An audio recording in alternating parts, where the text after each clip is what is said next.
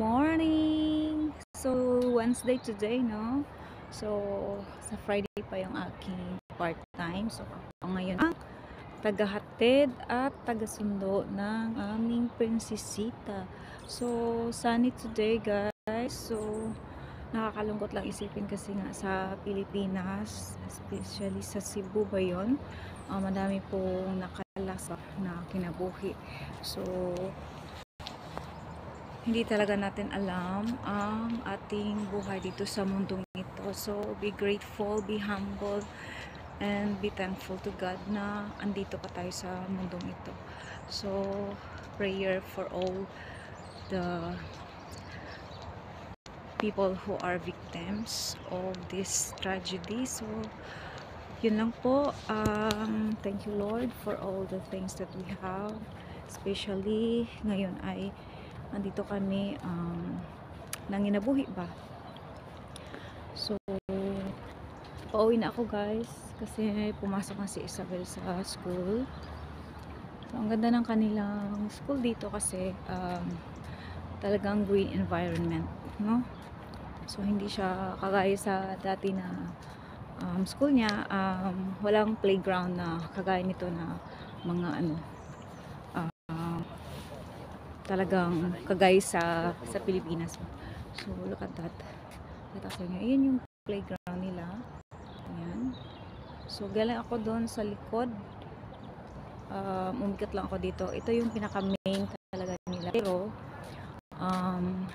kung gusto mo ditong mag-antay sa mga bata dito, mayroon ding bench dito.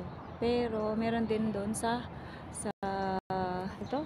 sa kabilang sa exit area, kasi sa exit area ang mga bata, kasi dito sa harapan yung para sa mga teachers or nag-opisina. Kung gusto mong pumunta sa secretary or meron kang itanong, so meron dito lang sa harapan. Ito yung nakaharap nila. So, maganda kasi marami ditong upuan. Ayan, maraming upuan. Ayan. Pero kung late yung bata, so dito talaga sa harapan. So, dito talaga sa harapan. Ayan. So, good morning once again. So, ingat po lang. Lagi po natin papasalamat na tayo ay buhay, active at healthy pa rin sa panahong ito.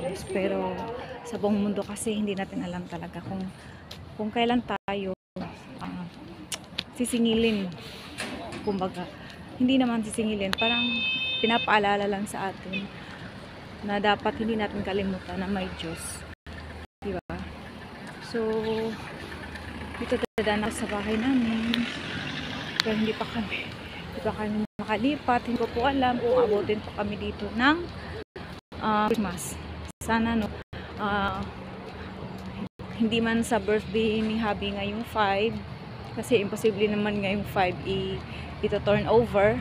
Pero kung sa November, sa birthday month ko naman, it's a big blessing na makalipat na kami. So, mostly naman na yun. Ayan siya, guys. Ayan. Pero doon pa sa harap, sa likod to. So, ayan na. Bye, everyone.